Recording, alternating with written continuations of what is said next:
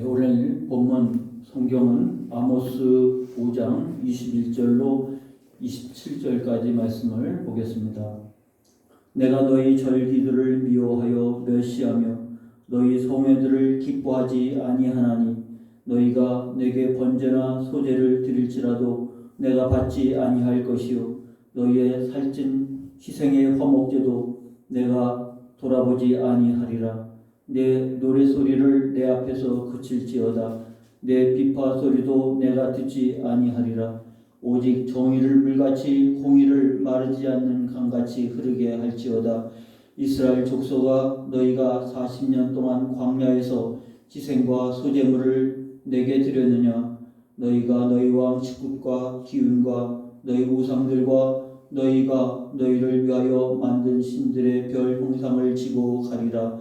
내가 너희를 다메섹 밖으로 사로잡혀 가게 하리라. 그의 이름이 만군의 하나님이라 불리우는 여호와께서 말씀하셨느니라. 아멘. 아모스 선지자는 우리가 지금 12소 선지서를 보는 중에 세 번째 나와 있는 성경입니다. 그래서 지금 호세아부터 시작해서 호세아, 요엘, 그리고 아모스 세 번째 선지자입니다. 그러나 지난번에도 말씀드렸듯이 여기 나와 있는 순서가 연대순이 아닌 것이죠. 또 주제별로 묶어 있는 것도 아닙니다. 그런데 그래서 이 선지서를 읽을 때 배경을 잘 알아야 됩니다. 아모스에 대한 배경을 먼저 살피면 아모스는 남유다 출신입니다. 이때 벌써 남쪽과 남유다와 북이스라엘이 나눠져 있는, 그래서 BC 730년경에 활동했던 선지자라고 보여집니다. 예루살렘 남쪽 18km쯤 떨어진 드고아 출신인데 하나님이 그런 남유다 출신을 불러서 북쪽에서 사역하는 것. 말하자면 남한 사람이 북한에 가서 사역하는 것과 똑같은 겁니다. 왜 북쪽에 있는 사역자를 택하지 않고 아모스를 택했는지 하나님이 아실 일이죠. 근데 이 아모스는 양을 치고 뽕나무를 가꾸는 자, 또 아모스 1장 1절에는 목자, 드고아 목자라고 나와 있습니다. 이 표현이 보면 양을 치고 뽕나무를 가꾸는 농부고 목자이지만 그 쓰는 용어가 굉장히 부한, 가난한 농부가 아닌 거죠. 그런데 하나님이 부르셔서 그의 모든 기업을 내려놓고 북쪽에 가서 예언을 한 사람입니다. 1장 1절에 보니까 바로 그가 활동했던 시기가 여로보암 2세, 북쪽의 여로보암 2세 때라고 하면 북이스라엘의 200년 역사에서 가장 전성기를 이뤘던 때입니다. 경제적으로도 부유했고 영토로도 땅이 가장 넓을 때였고 해상무역, 육상무역을 통해서 아주 부유한 풍요로운 그런 시대입니다. 그래서 사람들이 자신들의 부족함과 허물이 뭔지 모르는 그런 시대였어요. 근데 그런 시대가 지나가다 보니까 빈익빈 부익부, 부자는 엄청 부자고 가난한 자는 엄청 가난하고, 그래서 사회적 약자가 존재합니다. 아모스가 계속 그것을 고발하고 있는데 바로 있는 자들이 더 있게 하기 위해서 없는 자들을 강압을 하고 빼앗기도 하고 무시하기도 하고, 그리고 그로 인한 사회적 재판이 일어날 때 뇌물을 받고 재판이 오고 가는 거죠. 그러므로 겉으로는 부유하고 풍성한 시기였지만 속으로는 점점점 이상징후를 보이고 있을 때입니다.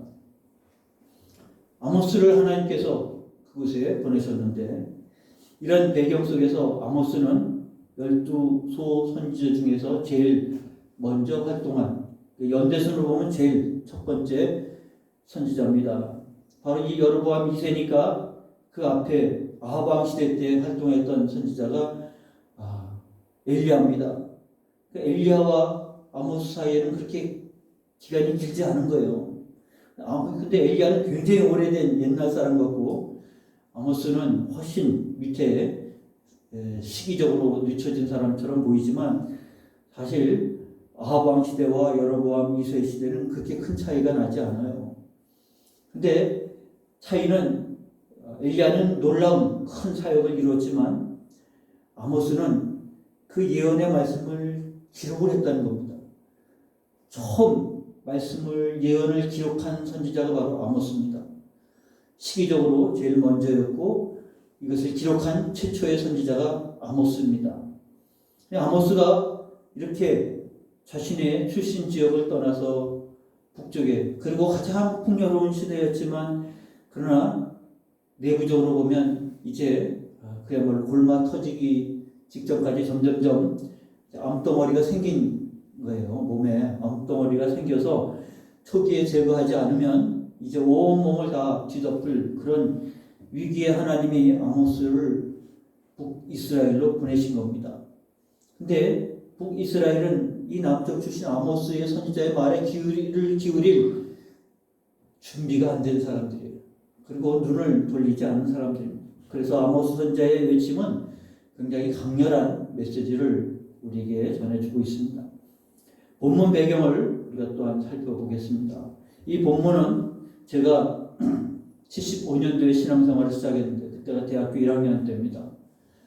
시기적으로 우리나라 박정희 대통령 통치 말기에 이르렀을 때였고요.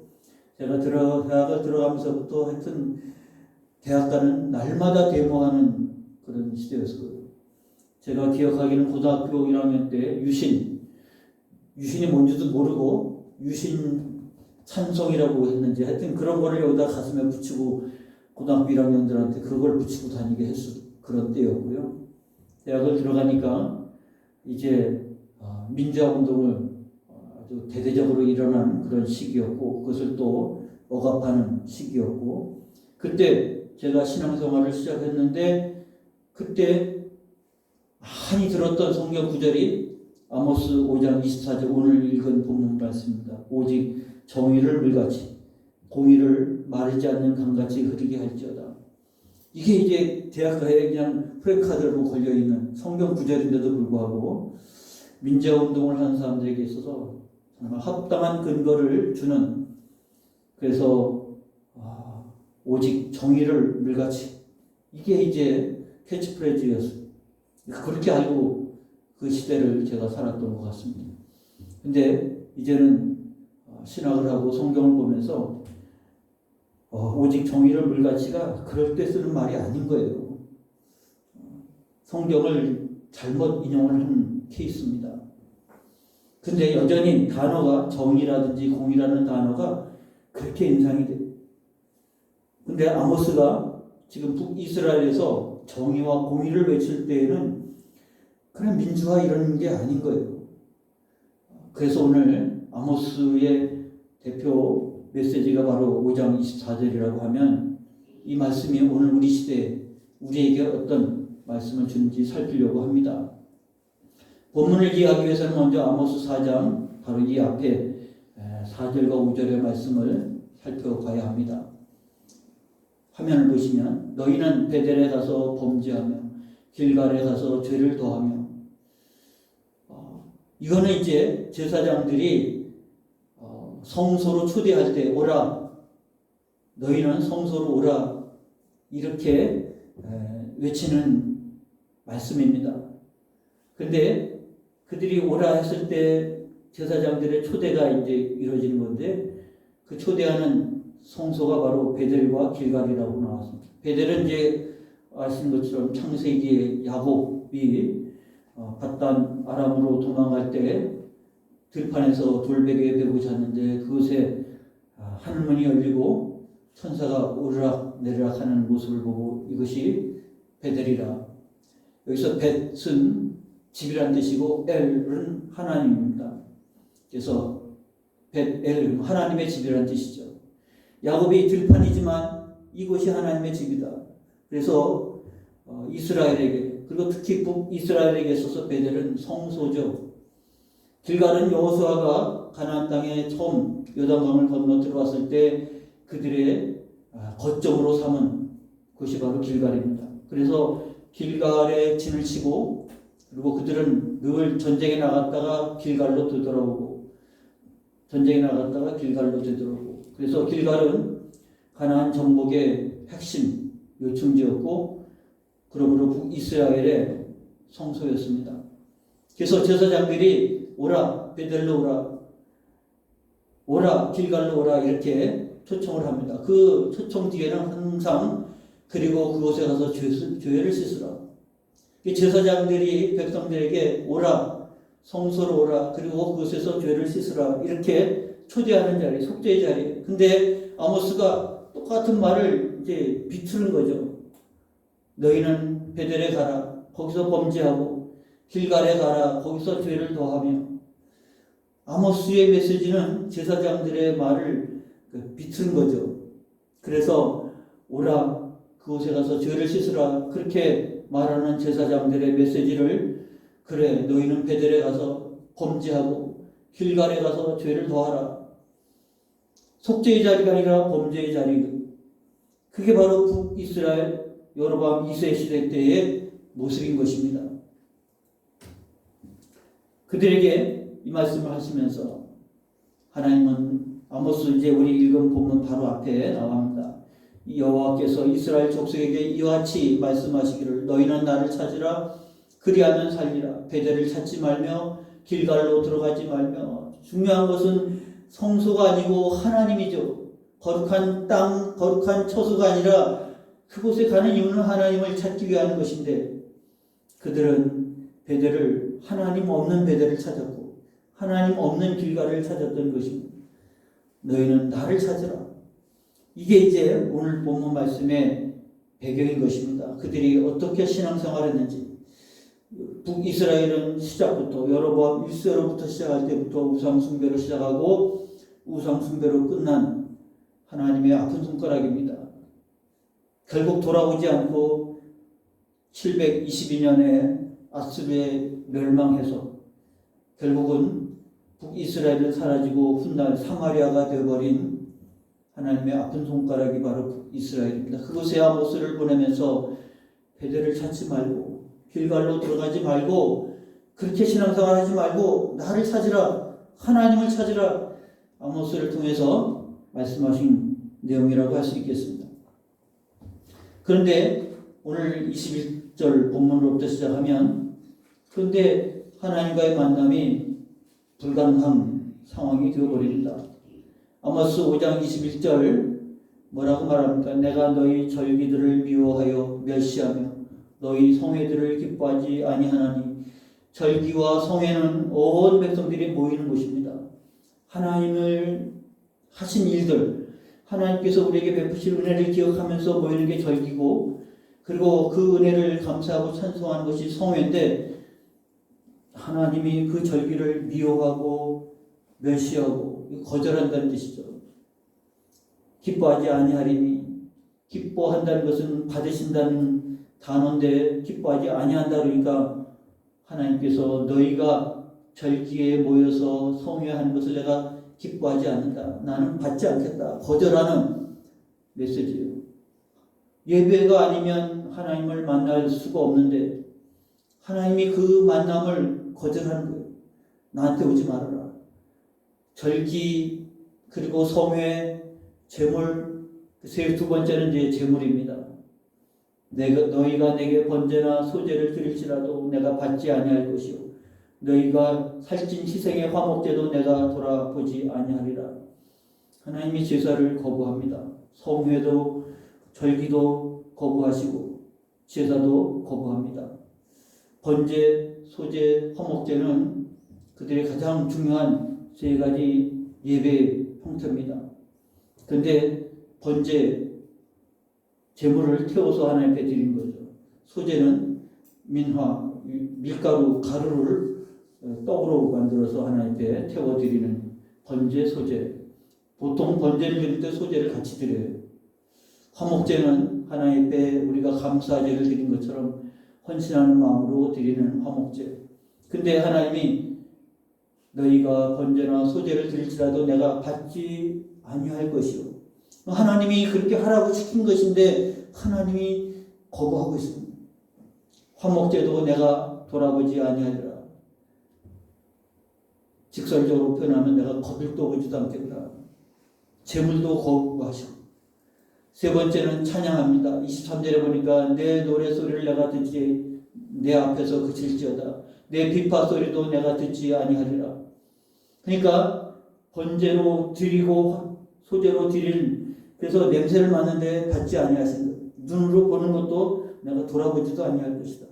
귀로 듣는 것도 내가 듣지 아니하리라. 코를 막고 눈도 감고 귀도 막고 싶다. 너희가 드리는 예배에 대해서 내가 코도 막고 눈도 감고 귀도 막고 너희에게 드리는 예배가 내가 기뻐하는 것이 아니라 내가 괴로운 자예요. 이게 지금 하나님 앞에 드려지는 모습입니다. 그때 하나님께서 왜 그들의 제사를, 그들의 제물을, 그들의 찬양을 거부하시냐 하면 이게 결여가 되어 있을 수 없기 때문에 정의와 공의가 결여되어 있다. 결여되어 있다. 아모스 5장 24절, 여러분이 아모스 하면 꼭 기억해야 할 본문입니다. 한번 기억하는 의미에서 같이 한번 읽어보십니다. 5장 24절 시작. 오직 정의를 물같이 공의를 마르지 않는 강같이 흐르게 할지어다. 여기서 정의, 미시파트라고 하는 단어입니다. 공의, 체다카라고 하는 단어인데 이제 하나님의 의를 표현할 때 공의, 정의 이렇게 표현을 하고요. 재판이나 그리고 사회 통치, 윤리 이런 데서 정의, 공의를 의미하고 있는데 본문에서는 이런 정의와 공의의 용법이 본문에서는 어떻게 쓰였냐면 바로 여기 제가 설명을 쓴 것처럼 공동체 의식으로 설명되어 있는 거예요. 너희에게는 공동체 의식이 없다. 왜 느닷없이 공동체 의식을 거론합니까? 이것은 하나님께서 그들에게 말씀하신 것처럼 하나님과 하나님의 백성 사이에 그리고 내 이웃을 내 몸같이 사랑하시라고 하는 말씀 사이에 이루어지는 하나의 의식이고 흐름입니다. 그래서 구약 성경의 핵심 단어가 헤세드라고 하면 하나님의 사랑, 인애, 긍휼 이 모든 것을 표현할 수 있는 게 바로 헤세드입니다. 신약에서는 이제 개념은 좀 다르지만 대표 단어가 아가페라고 하면 구약 성경에는 헤세드입니다. 그런데 정의와 공의는 바로 그 헤세드예요. 내 이웃을 내 몸처럼 사랑하라고 하는 그 속에 담겨져 있는 것이고요. 10계명의 5계명부터 10계명까지 6개 계명은 내 이웃을 해하지 말라고 하는 것은요. 이웃을 사랑하라는 뜻이에요. 내 이웃에게 거짓 증거하지 말고 내 이웃에게 손해를 끼치지 말고 도적질하지 말고 내 이웃에게 하라는 얘기는 내 이웃을 내 공동체로 생각하고 내 이웃으로 생각하고 그래서 하나님은 사랑하고 내 이웃을 내 몸처럼 사랑하라고 하는 말씀에서 헤세드가 나온 거고 그 헤세드의 삶을 살아가는 게 정의고 공인 거예요. 근데 정의를 물같이 공의를 마르지 않는 강같이 흐르게 할지어다. 우리는 잘 이해하지 못하는 표현이 뭐냐면 마르지 않는 강이에요. 우리나라는 마르는 강은 없잖아요. 다 강은 좀 말랐어도 다 흐르잖아요. 유대의 강은 우기에는 흐르고 건기에는 바짝 말라요. 물이 하나도 없어요. 그래서 그런 강을 와트라고 합니다. 그래서 건기에는 그 와트가 길이 돼요. 그게 이제 물이 흐르는 거니까 거길 따라가는 게 제일 편리하고 가깝게 갈 수 있는 길이거든요. 공의를 마르지 않는 강같이 필요하면 흐르고 필요하지 않으면 안 흐르고 하는 강이 아니고 마르지 않는 강같이 항상 흐르게 할지어다. 이제 쉽게 이해하면 우리 인체 피와 같은 거 우리 각각의 장기가 있잖아요. 신장도 있고 위도 있고 근데 여기를 연결시키는 것이 바로 피와 같잖아요. 피가 흐르지 않으면 거기 이제 썩어가는 거, 죽어가는 거지 않습니까? 하나님께서 이스라엘 백성들 북이스라엘을 진단하되 너희가 예배 드리고 성회로 모이고 절기를 지키고 그리고 하나님 앞에 제물을 드리고 그런데 피가 순환하지 않는 피순환이 안 되는 인체 사람과 똑같은 거. 그건 이제 막힌 거고 혈이 막히는 것이고 그건 죽는 거 아니겠습니까? 건강하지 못한 거죠. 하나님 보실 때 아모스 선지자를 그곳에 보낼 때 그 사회는 피가 안 통하는 사회예요. 하나님의 마음이 없는 사회, 하나님의 뜻을 품지 않는 사회. 절기에 엄청 모여서 제물을 엄청나게 드립니다. 연기가 말할 수 없는 연기가 들어가는데 냄새 안 맡을래 안 맡을 수 없는 제물을 태워드리는데도 불구하고 차라리 내가 코를 막고 그리고 눈을 감고 귀를 막고 싶다. 왜냐하면 그들은 부익부 비닉빈처럼 하나님 앞에 나온 이유는 더 부자가 되기 위해서 가난한 자, 소외된 자에게는 관심이 없는 거예요. 그 예배는 하나님을 위해서 드리는 게 아니라 자기를 위해서 드리는 거예요. 그런 신앙생활을 하나님께서 나는 더 이상 보고 싶지 않다. 나는 더 이상 듣고 싶지 않다. 더 이상 냄새 맡고 싶지 않다. 하나님께서 만남의 자리를 거부하시는 거예요. 그런데 정의와 공의가 마르지 않는 것 같이 흐르게 할지어다. 그래야만 건강한 사회가 되는 것입니다. 그러므로 신앙이라고 하는 것은요, 공동체 의식을 가져야 돼요. 제가 신앙생활 시작할 때 70년대 그리고 80년대는 우리나라 신앙의 역사에서 부흥의 역사였어요. 교회마다 부흥회가 봄과 올라가 있고 기도원마다 그 열악한 환경의 기도원마다 자리가 없을 정도로 정말 은혜를 사모하는 성도들이 부르짖는 소리가 근데 그게 다 개인적인 거예요. 자기 개인의 문제를 가지고 기도하는 거였죠. 공동체 의식 이런 게 없었어요. 근데 부흥의 시대 때 그리고 초기의 시대에는 그럴 수밖에 없어요. 그러나 거기에 머무르면 결국 아모스의 선지자의 외침과 같은 시대가 되어버린 겁니다. 그 신앙은 금방 힘을 잃어버리는 거죠. 소멸되는 겁니다. 하나님이 기뻐하지 않는 신앙이고 예배인 것입니다. 결국 신앙은 성숙돼야 되고 성장해야 되는데 하나님께서 그들에게 원하시는 것은 정의가 물같이 공의를 마르지 않는 강같이 흐르는 바로 그러한 사회가 되어지기를 원하시는 것입니다. 문제는 예배가 문제가 아닌 거예요. 예배자가 문제였던 겁니다. 예배 없이 어떻게 우리가 하나님을 만날 수 있겠습니까? 하나님이 예배를 거부하는 것이 아니고 예배자를 거부한 것입니다. 너희가 이기적이지 않은 정말 하나님의 마음과 하나님의 뜻을 품는 하나님을 정말 예배하는 자라면 우리가 지난번 호세아서를 통해서 듣지 않았습니까? 하나님은 제사를 원하는 것이 아니고 인애를 원합니다. 하나님은 재물이 아니라 하나님 아는 것을 원한다고 그러지 않았습니까? 하나님을 안다면 하나님은 인애, 헤세드를 원하는 거예요. 아모스와 같이 호세아나 아모스나 거의 큰 차이 없은 시대에 활동했던 선지자입니다. 호세아도 북이스라엘에 대한 예언을 했던 선지자였고요. 그 시대에는 그 메시지가 필요했던 거예요. 하나님 아는 것을 원한다. 재물이 아니라 제사가 아니라 하나님 아는 것을 원한다. 하나님은 인애를 원한다. 그래서 하나님을 안다고 하면 하나님은 헤세드, 사랑과 긍휼을 원한다고 하는 것. 그것이 바탕이 된 예배여야만 그 예배를 기쁘게 받으시는 거죠. 예배가 문제가 아니라 예배자가 문제였다는 것을 오늘 아모스는 우리에게 말하고 있습니다. 그러므로 이 예배는 공동체 의식인 거죠. 내 이웃을 외면하고서 하나님 앞에 예배할 수는 없는 거예요. 내 이웃을 돌아보는 신앙이 되어야 하는 겁니다. 그래서 그 사회가 건강한 사회는 가장 소외된 자를 소중히 여길 줄 아는, 돌아볼 줄 아는, 그 교회가 건강한 교회는 그 교회의 소외된 자를 성도들이 어떻게 돌보느냐에 달려있다고 해도 과언이 아닌 메시지가 오늘 아모스의 메시지인 것입니다. 이어지는 말씀이 25절에 이스라엘 족속아 너희가 40년 동안 광야에서 희생과 소제물을 내게 드렸느냐. 하나님이 출애굽기를 통해서 그리고 레위기를 통해서 이렇게 예배하라고 가르쳐줬지만 사실 그들이 성막을 만들게 했지만 광야에서 하나님 앞에 희생과 소제물을 그렇게 제대로 원활하게 드리지 못했던 것 같아요.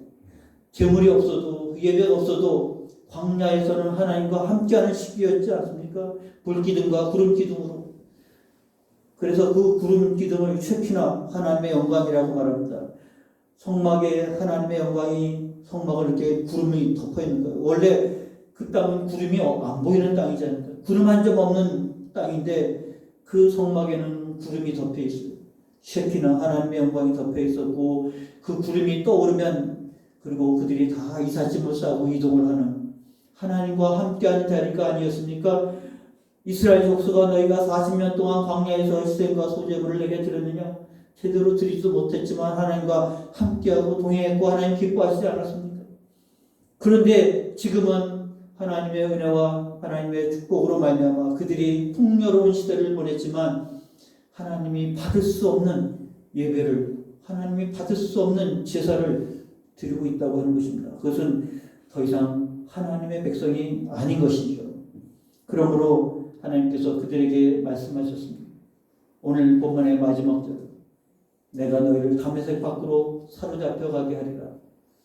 그 이름이 만군의 하나님이라 불리는 여호와께서 말씀하셨느니라. 너희가 이렇게 신앙생활하면 너희의 신앙생활의 결과는 다메섹 밖으로 사로잡혀 가리라. 그들이 생각했던 다메섹은 그들에게서 가장 큰 도성이고 성읍입니다만 다메섹 너머에 결국 아수르에 의해서 멸망당하지 않습니다. 예배가 불가능한 곳입니다. 살았으나 죽었다. 이게 소아시아 7교회 중에서 사대교회를 향해서 하나님 말씀하신 겁니다. 사대라는 교회 지역에 있는 교회 이름, 사대라는 이름이 살았다라는 것인데 주님이 보실 때 너는 살았다고 하는 이름은 가졌지만 실상은 죽은 자로다. 책망만 받은 교회가 바로 이 사대교회입니다. 칭찬이 한마디도 없었던 교회.